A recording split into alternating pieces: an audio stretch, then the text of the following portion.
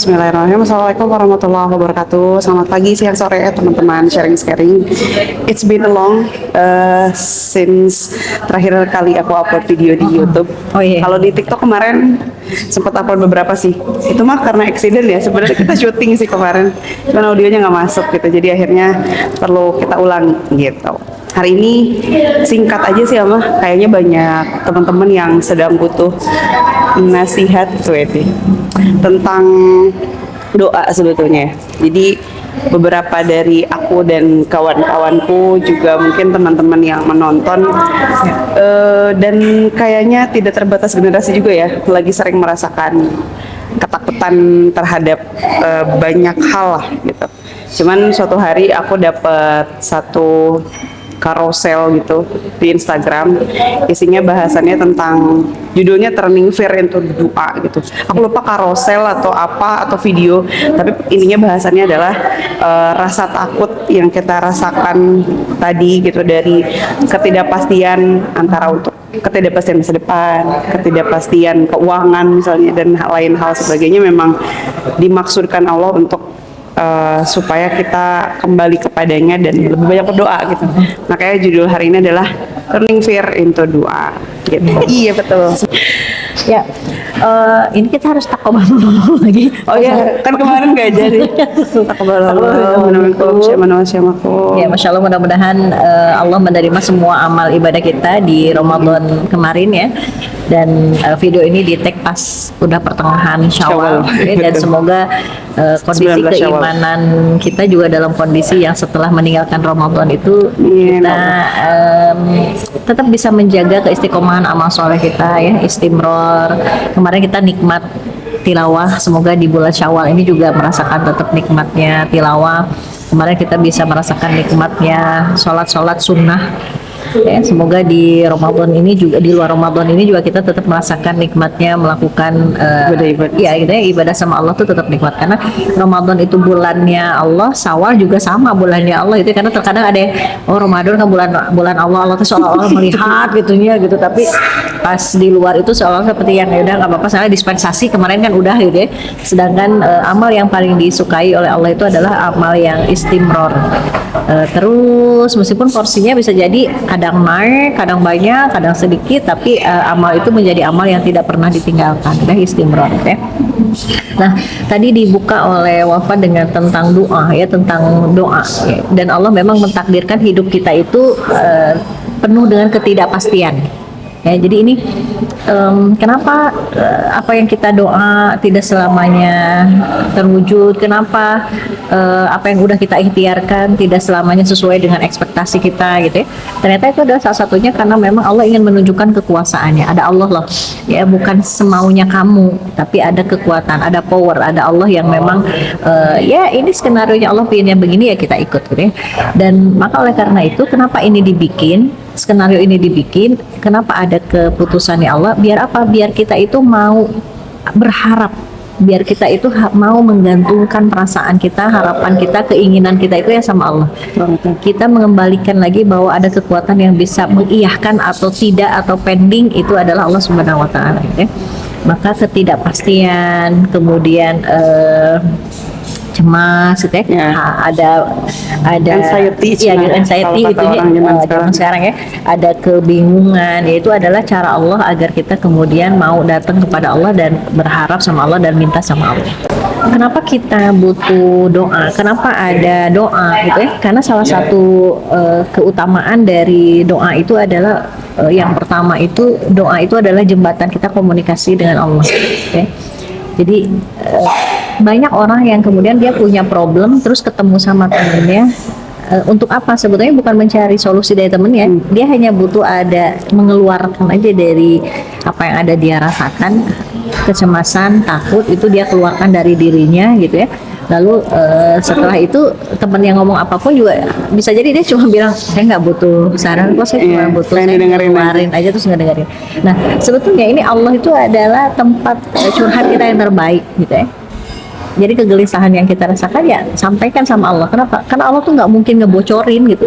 Kita ngobrol ke Tidak mungkin teman, cepu, bisa jadi apa yang kita sampaikan itu suatu saat di saat kita ada sesuatu dengan teman kita tuh bisa jadi itu bocor. malah bocor ya. Ya, Sering keluarin. gitu. Nah, gitu ya. Sering gitu memang. Nah, jadi memang doa ini adalah bagian dari jembatan kita menuju kepastian dari Allah Subhanahu wa taala gitu ya. Jadi sharing kita dengan Allah itu adalah solusi, minimal itu adalah mengeluarkan dulu, ya Allah ini saya khawatir loh, bukan cuma perihal kehidupan yang sifatnya dunia ya, termasuk juga yang kita harus sampaikan adalah misalnya nih ya, karena sekarang nih kan nyambung ke materi Syawal ya, bulan Syawal itu biasanya kualitas ibadah kita itu malah jadi menurun, padahal hakikat dari Syawal itu harusnya meningkat gitu ya. Nah, di saat kemudian kita lagi menurun, lagi galau, lagi penyakit karena kurang makan, ruqyah tuh udah muncul ya. Kan aspek manusia itu kan ada 3 aspek, fisik, akal, kemudian ruqyah. Fisik ini kita ini tiap hari, Ya. bahkan di bulan Syawal tuh meningkat ya. Apalagi ya. tanggal 1 silaturahim ke sana ke sini itu yang dipenuhi adalah bab fisik Bab gitu ya. fisiknya. Nah, biasanya kemudian kita lupa untuk memberi makan ruhiyah kita gitu ya. Dengan cara apa ya, tilawah kemudian jadi berkurang, atau misalnya tuh kayak curhat kita sama Allah juga lewat sholat juga jadi berkurang, sholat juga jadi rusuh karena kan kita silaturahim hari itu tadi ya, ini harus juga berangkat gitu. Nah, biasanya muncullah terindikasilah penyakit atau apa ya, ciri-ciri bahwa hati kita tuh udah mulai kelaparan ruhiyah gitu ya. Dengan cara dia itu apa, misalnya kayak mudah tersinggung, baperan gitu ya. Nah, di saat kondisi kita seperti itu, sebelum kita menyalahkan orang lain, justru ini adalah momen kita untuk sharing sama Allah gitu. Ya Allah nih kayaknya saya udah mulai ruhiyah saya lagi kondisinya nggak fit gitu ya, nggak bagus itu. Tolong ya Allah. Nah, berdoa kepada Allah itu adalah salah satunya bukan cuma ingin apa yang kita mau terwujud, tetapi juga adalah untuk menyampaikan keresahan, kekhawatiran, itu pun adalah salah satunya disampaikan lewat doa. Selama ini mungkin kita berdoa lebih kepada ya Allah saya ingin ini, ya Allah tolong saya maunya begini, ya Allah saya ingin cita-citanya jadinya seperti ini gitu. Apakah teteh-teteh atau teman-teman pernah nggak menyampaikan bahwa ya Allah ini saya lagi kok kayaknya mudah banget tersinggung sama orang lain, ya Allah ini hati saya lagi ada marah, ya Allah hati saya lagi ada kondisinya kesel gitu ya. Nah, apakah sering nggak melakukan itu gitu? Ini tuh sangat penting untuk membuat hati kita menjadi sehat ya. Jadi doa itu bukan hanya perihal tentang apa yang kita mau terwujud, tetapi salah satunya adalah untuk mendapatkan sakinah, ini yang paling penting. Ibaratnya mah apa ya, terwujudnya doa kita itu memang menjadi keutamaan, tetapi yang paling pentingnya itu adalah kita juga menikmati kondisi kita saat ini ya. Karena banyak orang yang hidup untuk masa depan yang belum sebenarnya itu belum pasti. Nah, ini yang memang menjadi capek Iya. gitu ya. Atau misalnya tuh ada orang yang hidup untuk masa lalu, dia nggak move on gitu ya. Nah, salah satu yang memang kita minta sama Allah itu adalah kesakinahan diri kita pada saat ini. Nah itu penting. Biasanya kalau udah sakinah, kita akan lebih mudah berpikir untuk oh ya saya udah berdoa begini, maka cara untuk mewujudkannya adalah dengan begini. Jadi saya ingat cerita gitu ya. Ada orang yang terus berdoa, ya Allah saya pingin ujian semester ini saya nilainya bagus. Dia berdoa bener-bener yang kencang banget gitu sama Allah. Tapi pas waktu ujian dia nggak datang. Ya. Jadi, Gimana ya? Jadi ibaratnya antara doa dia dengan apa yang dia lakukan tuh nggak balance gitu ya. Tidak sinkron. Terus pas waktu ditanya kamu kenapa nggak datang, saya mau udah berdoa tawakal. Nah, itu gitu konsepnya cantik. Jadi nah itu doa orang yang hanya ibaratnya ya dia nggak paham tentang hakikat doa. Lalu kemudian setelah tidak terwujud apa yang dia mau, dia menyalahkan Allah. Nah itu yang menjadi problem baru gitu. Nah kenapa Allah tidak mewujudkan itu? Padahal kan saya tuh udah berdoa. Nah masalahnya apakah berdoa kita dengan ikhtiar kita itu sejalan atau enggak? Enggak ada yang mau ditanyakan. Jadi ingat ini yang Mama sempat bahas, aku lupa di episode berapa ya. Bahasan ayat yang walana peluanakum bisyai'im minal khauf. Itu kan memang ujian kita salah satunya ketakutan. Tapi sebelum kata takut itu ada kata lagi sedikit ketakutan. Jadi bisa jadi mungkin nggak sebanyak itu gitu. Dulu Ama juga suka bilang tuh ke aku kalau aku udah merasa pusing sendiri, di list aja yang bikin kita pusing sama yang bikin kita bahagia, mana banyakan mana gitu. sebenarnya kalau di list tuh banyak kan bahagianya Iya. sih. Cuman biasanya karena misalnya kita dikasih 10 hal, 9-nya nikmat, satunya ujian, tapi ujian ini kayak terasa ngeganggu banget kan. Karena aku lagi belajar juga sih, kalau lagi mulai anxious, mulai khawatir banyak hal, terutama tentang masa depan, ya di list aja. Untuk saat ini yang bisa aku syukuri yang mana. Iya. Karena biasanya aku mulai uring-uringan ketika fokus ke hal yang belum aku punya gitu. Gitu juga agak-agak belelah sih ya. Iya, ya, kalau kayak pastilah, gitu. pastilah. Ya, karena kan kita mendatangkan sesuatu yang sebetulnya tuh nggak real. Gitu ya. Belum untuk hidup Khawatir. juga lagi. Iya kan, khawatir ini, khawatir itu. Makanya salah satu keutamaan dari berdoa itu adalah ya kita menyampaikan ke Zat yang Maha mengatur kehidupan kita, lalu kita sampaikan, kita jujur gitu sama Allah tuh, ya Allah saya tuh khawatir deh, khawatir masa depan saya bagaimana, khawatir ini apakah memang yang jalan yang saya pilih ini benar gitu, jangan-jangan apa yang saya ambil ini, keputusan ini adalah tidak baik tuh, dan saya tuh sangat khawatir. Jadi kekhawatiran itu disampaikan itu kayak tolong ya Allah berikan saya ketenangan, dan saya yakin saya sudah menyampaikan ke Zat yang Maha benar, yang sudah sangat bisa memberikan solusi terbaik. Jadi berdoalah dengan menggunakan bahasa yang difahami, karena tidak sedikit yang suka berdoa nggak sih kalau beres sholat, suka doa apa ya, doa Rabbana atina fid dunya hasanah. Pertanyaannya adalah paham nggak gitu, paham nggak sih berdoa itu isinya apa, atau di saat seperti kita lagi baca Al-Fatihah ya, paham nggak sih bahwa kita itu kalau lagi baca Al-Fatihah itu kita lagi menyerahkan urusan kita sama Allah, lalu kemudian kita minta agar Minta Allah itu dikasih menunjukkan jalan yang ihdinas lurus. siratal mustaqim. Nah, pertanyaannya adalah terkadang justru di saat sudah sama Allah diluruskan, kita Kitanya yang belok sendiri gitu. nggak mau yang gini. Nah, Lah, katanya tiap kali sholat itu bilangnya berikanlah petunjuk jalan yang lurus gitu ya, tapi kalau sama Allah udah dilurus-lurusin nggak juga mau gitu ya. Nah, makanya pahami gitu ya.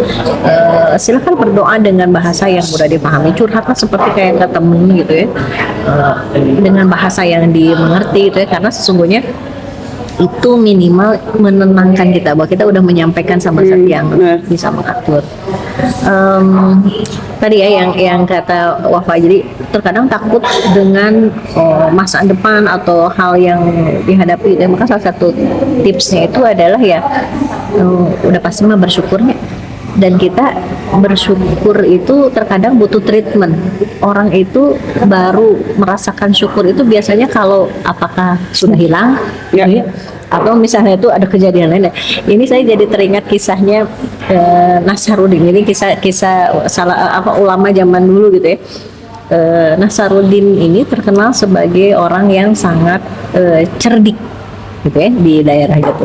Nah, lalu kemudian ada orang yang datang, banyak orang yang datang suka nanya gimana nih solusi dan lain-lain gitu. Lalu kemudian ada orang yang datang ke Nasaruddin ini untuk kemudian menyampaikan, wahai Nasaruddin, wahai orang yang sangat cerdas itu, tolong bantu saya tuh dalam kondisi yang sumpah. Rumah saya sudah semakin penuh oleh anak saya, udah tambah banyak, tapi Allah tuh belum kunjung juga memberikan rezeki yang bisa membuat rumah saya lebih besar. Gampang Atau gitu ya. misalnya pindah rumah atau ngebangun rumah gitu ya. Tapi ya hidup saya tuh kayak ini tuh udah terlalu sumpah gitu, ya. ruwet gitu, dan saya tuh pingin dapat solusi.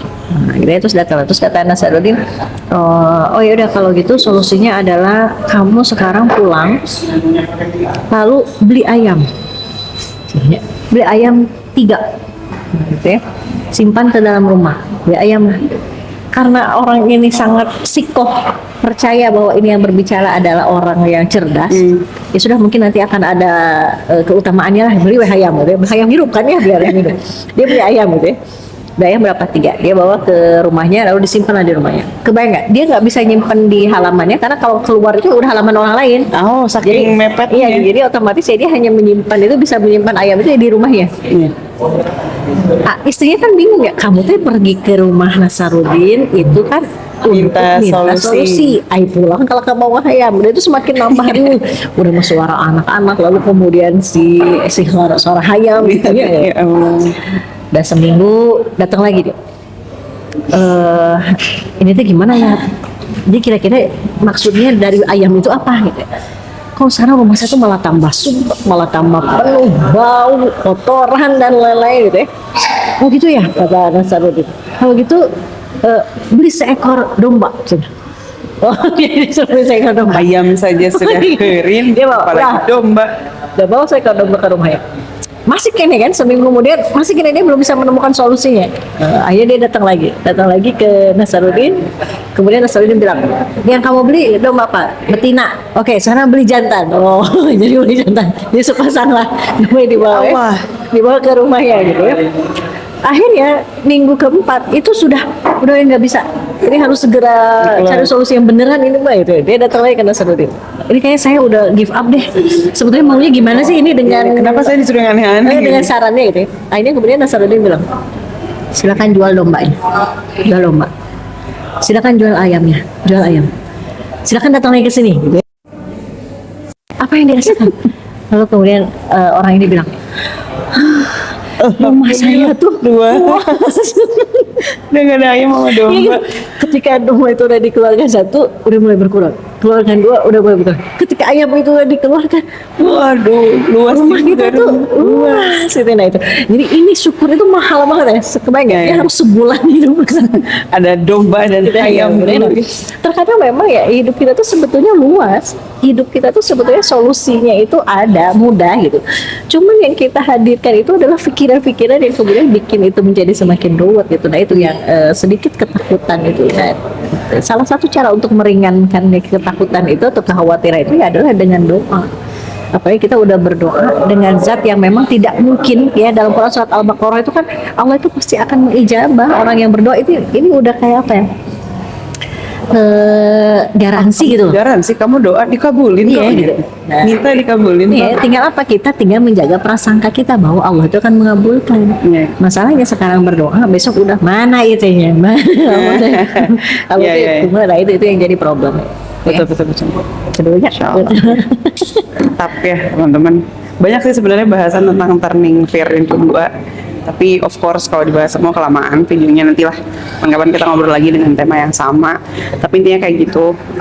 Aku yakin teman-teman juga banyak yang sedang berjuang. Everyone is struggling lah dengan kondisi ini mah apa ya, kondisi ekonomi, sosial, politik, geografisnya juga memang sedang unstable kan. Jadi of course pasti kita menghadapi beragam kecemasan, dan yaitu semoga dengan trigger tadi kecemasan itu bisa justru menambah kualitas dan kuantitas kita berdoa sih.